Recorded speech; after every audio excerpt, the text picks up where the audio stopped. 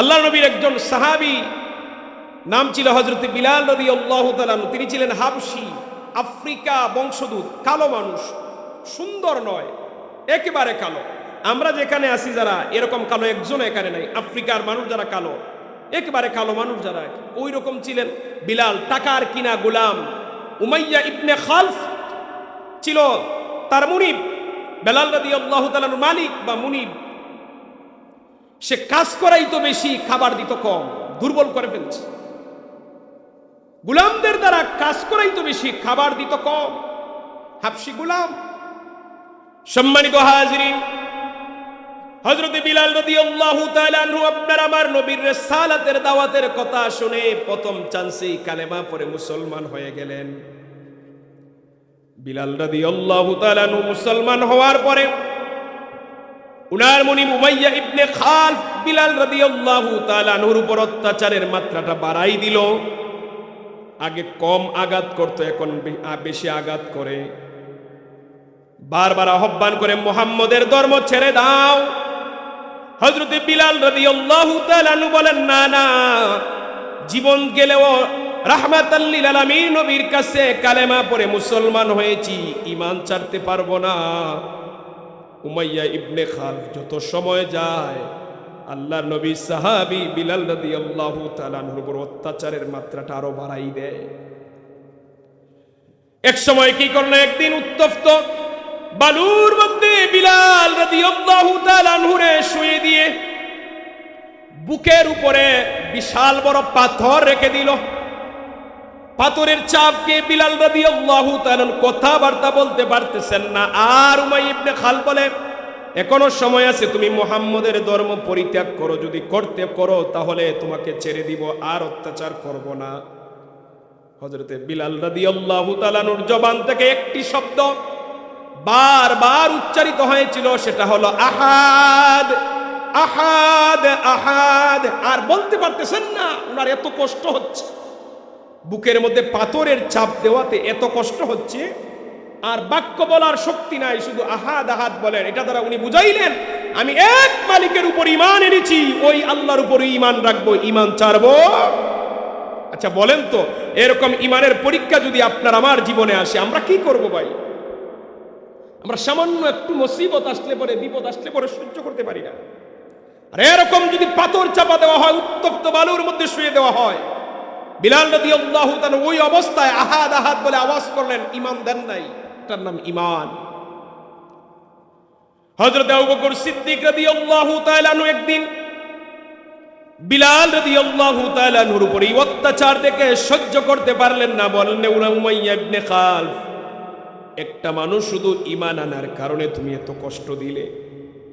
Umayya ইবনে খালফ বলে, তাহলে তোমার যদি এতই দরদ লাগে তুমি কিনে নাও। হযরত আবু বকর সিদ্দিক রাদিয়াল্লাহু তাআলা আনহু অনেক দিরহামের বিনিময়ে বিলাল রাদিয়াল্লাহু তাআলা আনহুকে কিনে একেবারে দাস থেকে স্বাধীন মানুষ বানাই দিলেন, মুক্ত করে দিলেন। যাও বিলাল, আজ থেকে তুমি কারো টাকার কিনা গোলাম নয়। আমরা যেইভাবে স্বাধীনভাবে বসবাস করি, তুমিও স্বাধীনভাবে বসবাস করবে। ওই হাবশী বিলাল রাদিয়াল্লাহু তাআলা আনহুকে আপনার আমার নবী মুয়াজ্জিন বানাই দিলেন। মন খুলে বলেন সুবহানাল্লাহ। দুরূদ শরীফ পড়ি, সাল্লাল্লাহু মুহাম্মাদ সাল্লাল্লাহু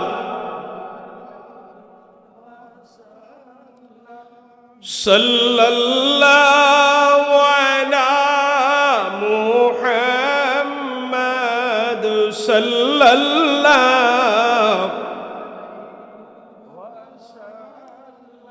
وجب الشكر علينا ما دعا لله داعي صلى الله زبان كله وعلى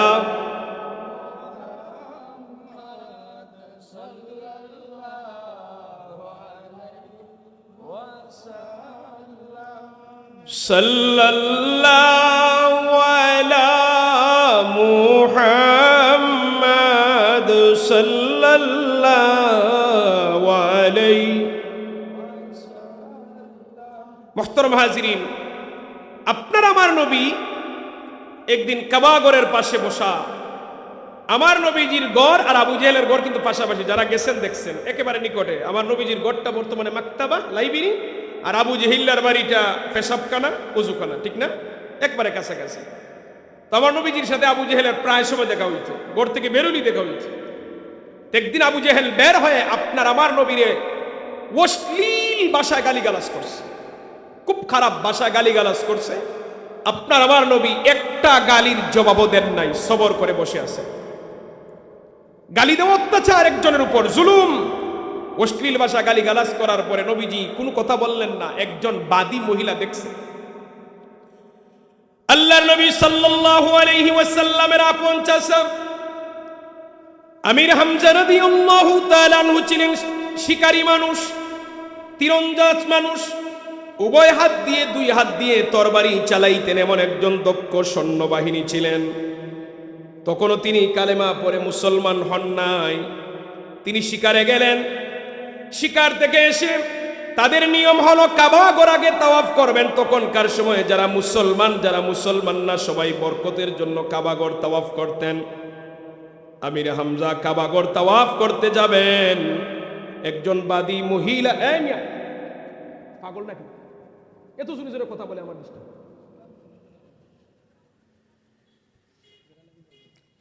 আমির হামজা রাদিয়াল্লাহু তাআলা আনহু কাবা ঘর তাওয়াফ করার জন্য রওনা দিলেন।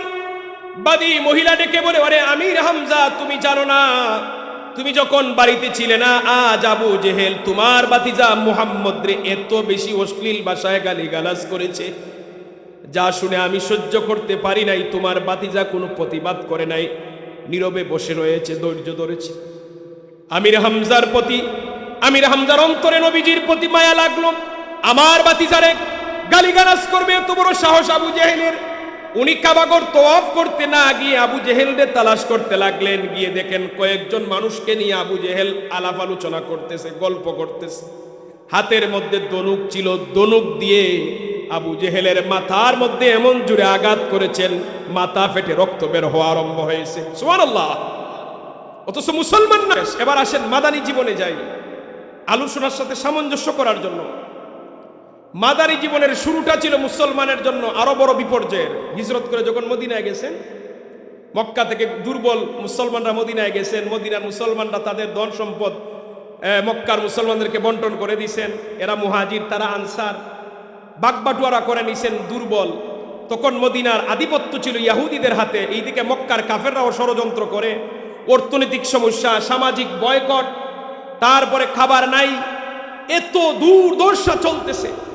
মুসলমানদের শুধু পেরেশানি, খাবারের অভাব, টাকার অভাব। দুর্বলেরা শুধু মুসলমান, ইহুদিরা ঠাট্টা করে যে মুসলমান মানে গরিব, মুসলমান মানে দুর্বল, অসহায়, খাবার নাই। তাহলে এটা কিভাবে সত্য ধর্ম হলো?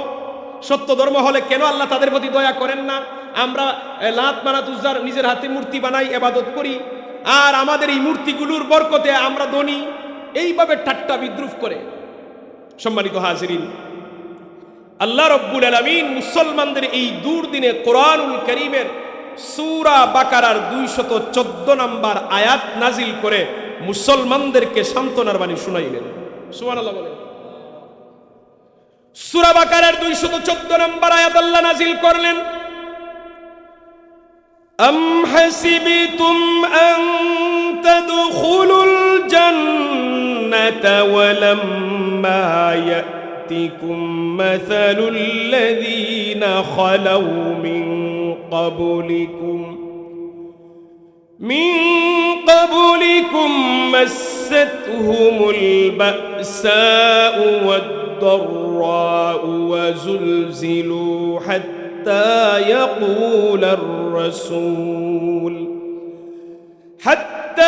يقول الرسول والذين آمنوا معه متى نصر الله ألا إن نصر الله قريب।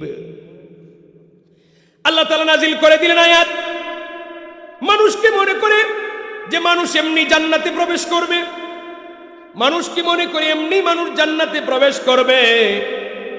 ওই বিষয়ের সম্মুখীন না হওয়া পর্যন্ত, যে বিষয়ের সম্মুখীন হয়েছিলেন তাদের পূর্ববর্তী ইমানদারেরা। কিসের সম্মুখীন হয়েছিলেন? আল্লাহ তাআলা বলতেছেন, মাসাতহুমুল বা'সাউ ওয়াদ-দাররাউ ওয়া যুলজিলু। মাসাতহুমুল বা'সাউ ওয়াদ-দাররাউ ওয়া যুলজিলু, বিপদ, মুসিবত, নির্যাতন, নিপীড়ন, ভূমিকম্প, বড় বড় মুসিবত, ভূমিকম্প, বিপদ আপদ, নির্যাতনের সম্মুখীন না হওয়া পর্যন্ত মানুষ কি মনে করে জান্নাতে প্রবেশ করবে? আল্লাহ তাআলা বলতেছেন, যারা ইতিপূর্বে সম্মুখীন হয়েছিল ওই সময়ের মধ্যে যারা ছিলেন, হাত্তা ইয়াকুলার রাসূলু ওয়াল্লাযীনা আমানু মাআহু, ওই সময় যারা নবী রাসূল ছিলেন এবং ওয়াল্লাযীনা আমানু মাআহু, এবং যারা ঈমানদার ছিলেন।